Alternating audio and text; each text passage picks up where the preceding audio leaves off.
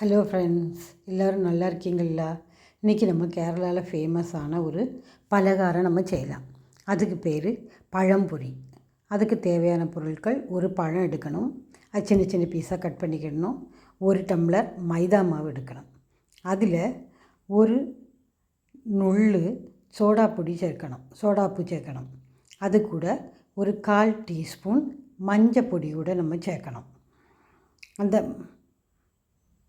பிறகு ஒரு 2 ஸ்பூன் ஜீனி ஒயிட் சுகர் கூட போட்டு ஒரு டம்ளர் தண்ணி ஊற்றி நம்ம கட்டி இல்லாமல் நல்லா அதை மிக்ஸ் பண்ணணும்.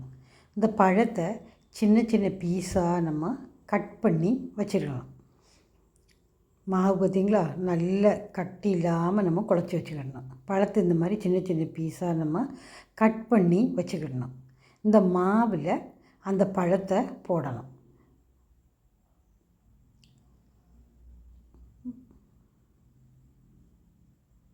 ஒன்றா எடுத்து போடணும். இந்த மாவில் இந்த மாவு கட்டி இருக்கக்கூடாது, கட்டி இல்லாமல் ஒன்றா எடுத்து போடணும்.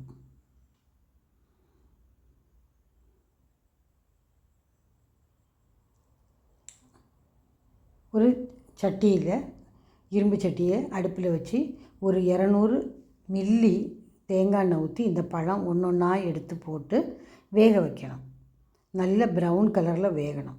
ஒரு சைடு வெந்த பிறகு நம்ம திருப்பி போடணும், மெதுவாக திருப்பி போடணும். அதுவும் அந்த சைடு நல்ல ப்ரௌன் கலரில் வேகணும்.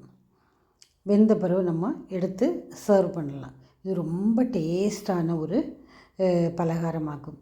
இது நீங்களும் உங்கள் வீட்டில் செஞ்சு பாருங்கள், பிள்ளைகளுக்கு ரொம்ப இஷ்டப்படும்.